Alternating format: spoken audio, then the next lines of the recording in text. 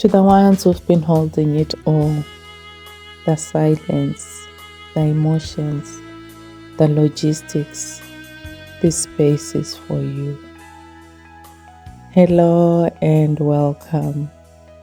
It's been a little while since I've been here, and you may have been wondering where I've disappeared to. Well, I'm okay. In fact, I've just returned from one of the biggest adventures of my life. For 6 unforgettable weeks, I traveled through Europe. But this series isn't really about Europe. It's about something much bigger. It's about what happens when a woman who has spent her whole life choosing everyone else finally chooses herself. Because sometimes the most important journey isn't across continents. It's the journey back to yourself. I've always loved traveling. Even as a little girl, I was fascinated by history.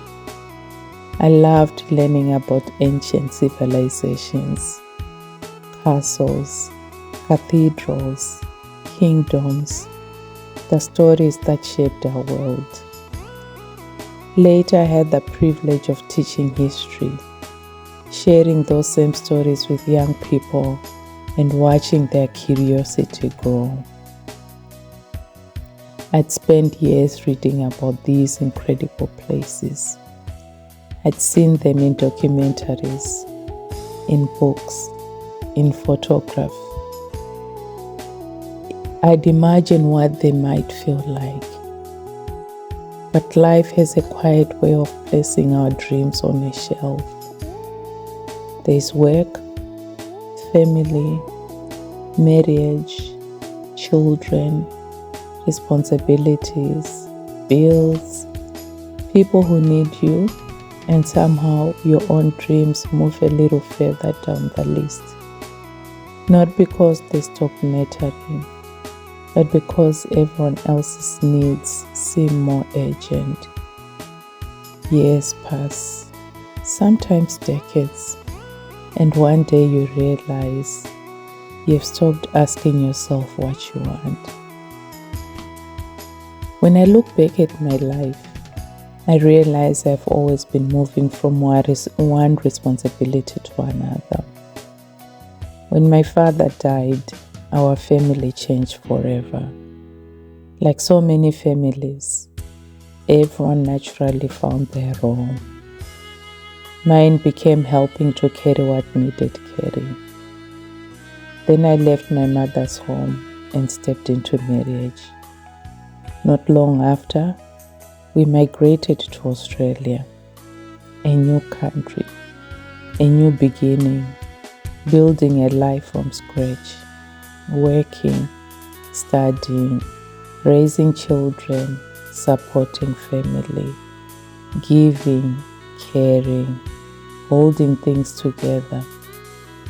And I don't regret any of it. Those experiences shaped me. They've made me who I am. But somewhere in all of that, I realized something. I'd become very good at knowing what everybody else needed. But I wasn't sure I've ever really asked, who am I? Not someone's daughter, not someone's wife, not someone's mother, not the dependable one, not the person everyone turns to.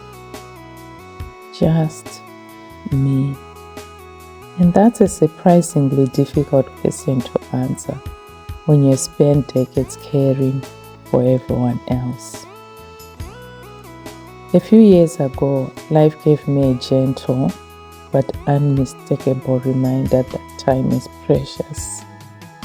Going through a serious illness has a way of changing your perspective. It reminds you that tomorrow isn't something we are promised. Sometimes we become so busy surviving that we forget we are also meant to live. That experience quietly changed something inside me. It made me realize there was never a perfect time. There'll always be work, responsibilities, family, laundry, emails, appointments. Life doesn't pause while we wait. So I stopped waiting. Because if I kept saying one day might never come. People often ask me why I chose Europe. The truth is, it was never about collecting countries. It wasn't about ticking famous landmarks off a list. Each place held a story I'd loved for years. Places I'd studied, places I thought about, places I dreamed of seeing with my own eyes. Some dreams don't fade with time. They simply wait patiently until we are ready. History has always made me curious. Art has always moved me. Architecture has always amazed me. And I wanted to experience those things, not through a screen, but by standing quietly in front of them, breathing them in, feeling them. There's something extraordinary about standing somewhere you've only ever seen in books. For just a moment, time seems to disappear. People also asked me what I was hoping to find on this journey. The truth is, I wasn't entirely sure. I just knew I needed to go. And this wasn't about escaping my life. I love my family. I love my children. I love the life we've built together. I wasn't running away. I was just trying to reconnect with someone I'd lost along the way. Myself. Not because she had disappeared, but because life had become so busy that I'd stopped listening to her. And for 6 weeks, I gave myself permission to be curious again, to wander without rushing, to spend an entire afternoon inside a cathedral museum simply because I wanted to sit in little cafes with no agenda, to walk streets that had existed for centuries, to admire paintings I'd loved since I was a little girl, to watch sunsets without checking the time. And every morning, I asked myself a question I honestly hadn't asked in years. What do I want to do today? It sounds like such a simple question, but after years of asking, what does everyone else need? It became one of the hardest questions I'd ever answered. At first, it felt unfamiliar, almost uncomfortable. I'd become so used to planning around everyone else's needs that choosing for myself felt strange. But slowly, day by day, city by city, something softened. Somewhere between train stations, cobblestone streets, church bells, museums, morning coffees, pistachio gelatos, sunsets that made me stop walking, and long evening strolls. I began hearing my own voice again. Not the voice of responsibility, not the voice of expectation, just mine.